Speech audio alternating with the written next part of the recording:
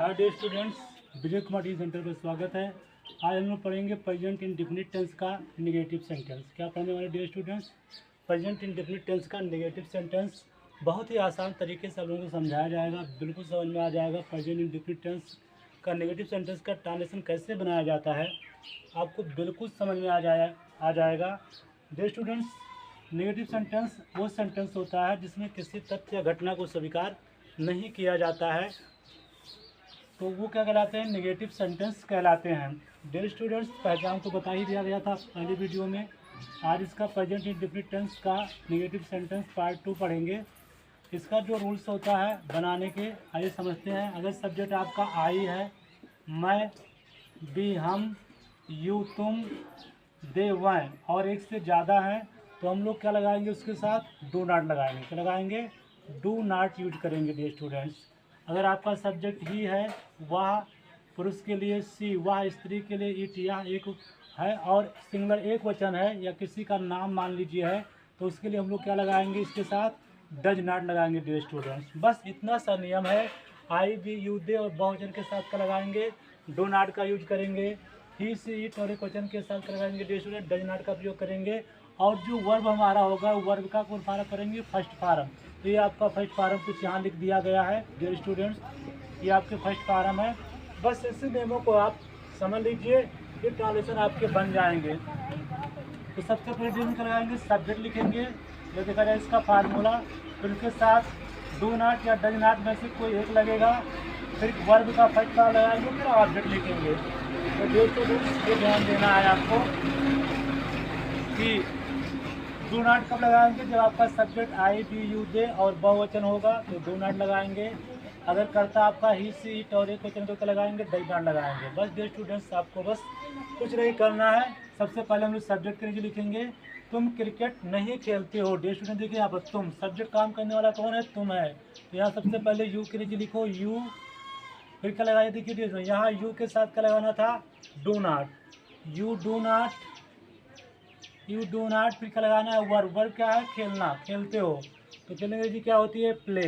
You do not play, क्या नहीं खेलते हो डियर स्टूडेंट्स? ऑब्जेक्ट तुम्हारा क्या है? Cricket. You do not play cricket, तुम क्रिकेट नहीं खेलते हो। सबसे पहले क्या लिखो डियर स्टूडेंट्स? सब्जेक्ट। सब्जेक्ट कौन था? तुम। फिर क्या लगाना है? डू नॉट या डज नॉट। तो देखिए डू नॉट डज नॉट की नियम क्या है? अगर आई, बी, यू, दे रहेगा और प्लूरल नंबर है, उसका क्या लगाएंगे? Do not. तो यहाँ पर देखिए तुम आया है यू, जिसके नीचे यू होती तो इसके साथ क्या लगाना है? डू नॉट, इसलिए क्या लगा दिया गया? Do not. फिर क्या लगाना है? वर्ब। वर्ब क्या, कौन सा काम हो रहा है? खेलने वाला। तो खेलने की क्या होती है? प्ले। फिर ऑब्जेक्ट आपका है cricket. You do not play cricket.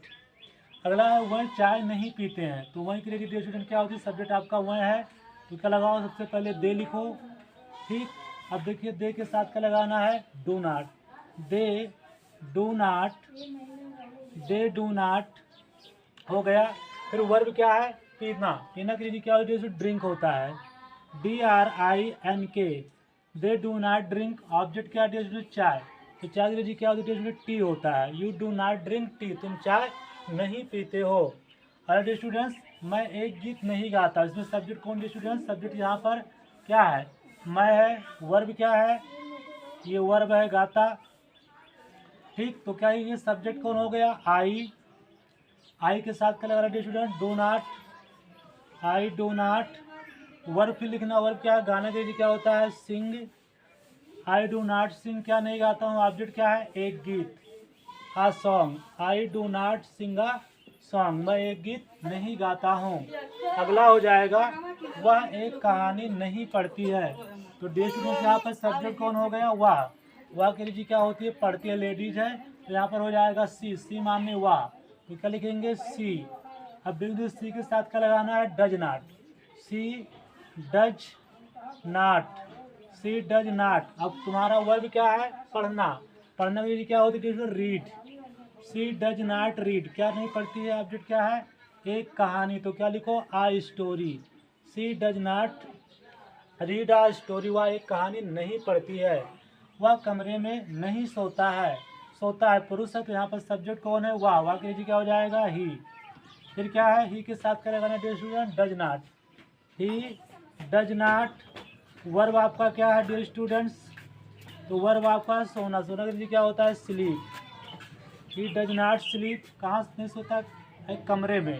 तो आपका ऑब्जेक्ट हो जाएगा in the room, in the room. अगला हो जाएगा रोहन चाय नहीं पीता। रोहन कौन सा है, एक वचन है, सिंगुलर नंबर है, तो सब्जेक्ट आपका रोहन सिंगुलर नंबर, तो क्या लिखिए रोहन, और सिंगुलर नंबर के साथ क्या लगाना है, does not. Rohan does not. Verb क्या है, बेचना। बेचना के लिए क्या डिटेल सेल होता है, क्या होता है, सेल। सेल मीन्स बेचना। क्या नहीं बेचता है, चाय।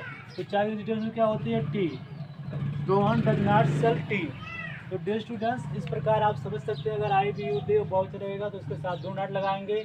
ही सी इट और उसके साथ डज नॉट लगाएंगे। क्रिया के first form, subject do not या does not, verb form, verb की फर्स्ट फॉर्म और ऑब्जेक्ट लगाकर हम ट्रांसलेशन बनाते हैं। तो उम्मीद है dear students present indefinite tense का नेगेटिव सेंटेंस आपको बिल्कुल समझ में आ गया होगा। Thank you for watching the video.